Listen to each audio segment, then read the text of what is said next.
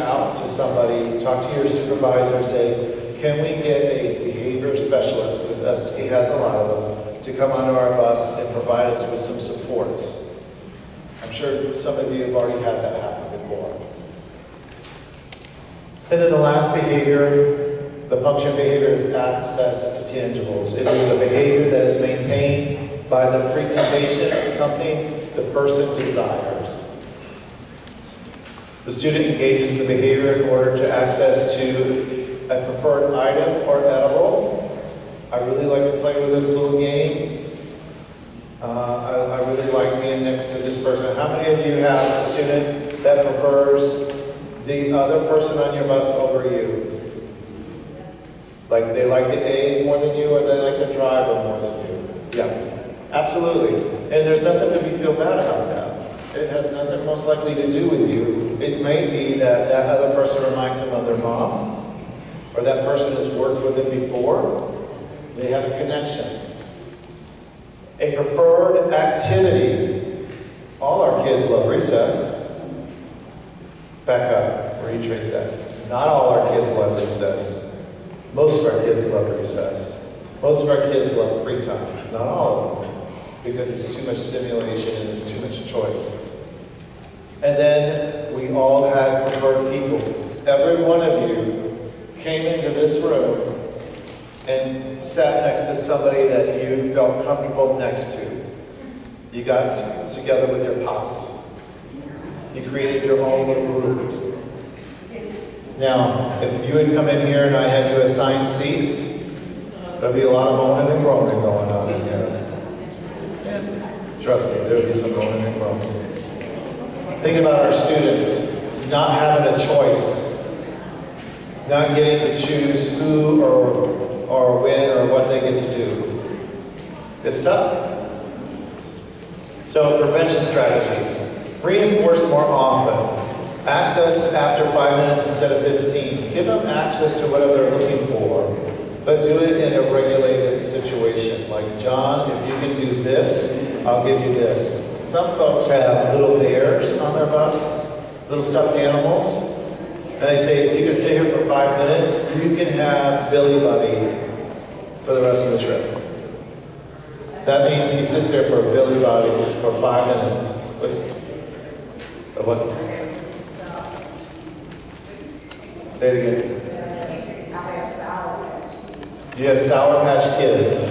I'm not going to say nothing about food on a bus. But I will give you a Sour Patch Kid too. So the thing is this. As they have better behavior, you increase the time. John, you did 5 minutes. Here's Billy Bob. Tell you what, you sit for 8 minutes, and I'll let you have Billy Bob for 3 minutes. Okay?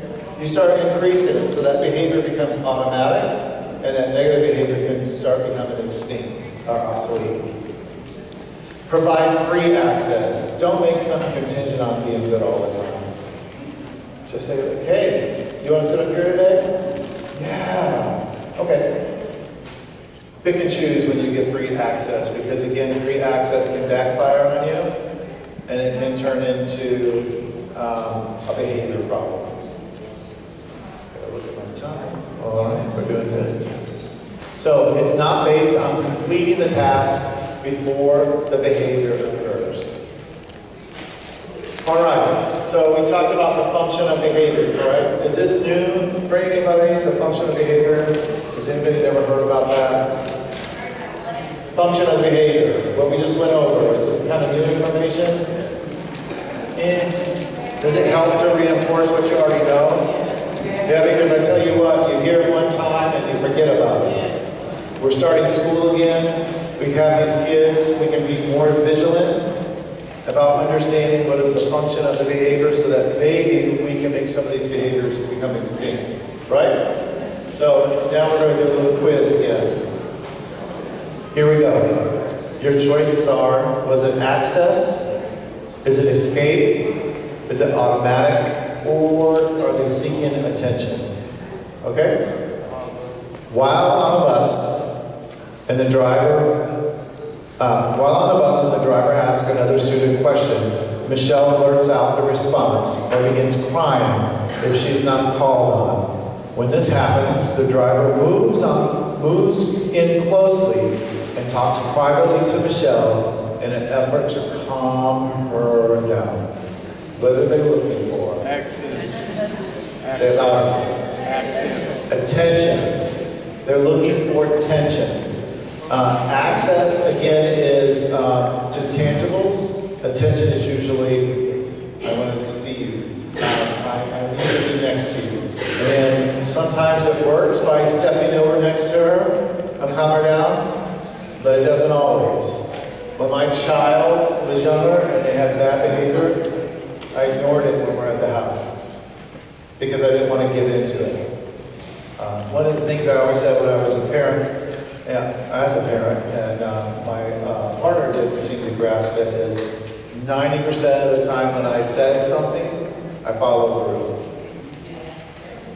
Not so much on my partner. They would talk them into it. They wear them down. Like, if they wear you down now, you are in a lot of trouble when they become teenagers. So my kids know when they ask me and I say no, that's it. And when they were younger, they would be like, well, how come? And I'd be like, because I said so. I'm a grown man, I don't know what to tell you. It's my house, I pay the bills. You do what I said. That's it. And nowadays, when I say do this, 9 times out of 10 they'll do it. Every now and then they'll be like, wow, I don't have to do that. I didn't ask you. I just told you. So, that's a Jerry 101. Brought to you. Stop. When his teacher asked him questions about capital cities in geography class, Jared tells the teacher, why don't you tell me you're the teacher? This teacher moves him to the back of the room and ignores him for the rest of the class period. Do you know what? This happens often. Teachers get into this power struggle with kids. And it's like, you're not going to disrespect me. You're not going to provide me with dignity. And you go back to the class. And you actually, well, which one is it? Escape. Escape. You just walk right into what that kid said. Like, you know what? I do know that, but I asked you. Didn't I?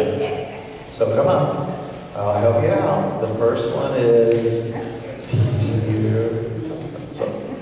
So there's a way to make sure that you don't step into these kind of situations with our kids. Okay, so if I had to ask you guys the importance of an antecedent, you would say it helps me to understand what might be causing or affecting the behavior. When it goes to that incident form, it's very important that you understand what to check on that or what to put in there. Give your best guess. If you leave it blank, I will almost guarantee you that you will not get any support from the teacher because they don't know what to do. And honestly, they're not going to come out and ask you. Some of us have great teachers that will come out. They're like, let me help you out. Some of us have teachers that are away, 100 other things to do, and when it comes to the end of the day, they are tired and they forget. So in order to be supportive of getting some help, make sure you fill out that antecedent piece. Define and give at least one example of a behavioral antecedent. I think we could all do that, correct? And then what are the 4, so could you all think you could name the 4 most common functions of a behavior? Access. Escape. Escape. Attention. And there's some automatic. All right. So that's all I have for you today. It looks like we did a great job. We have 8 minutes before this is over, so that gives you about 22 minutes. Thanks for your time.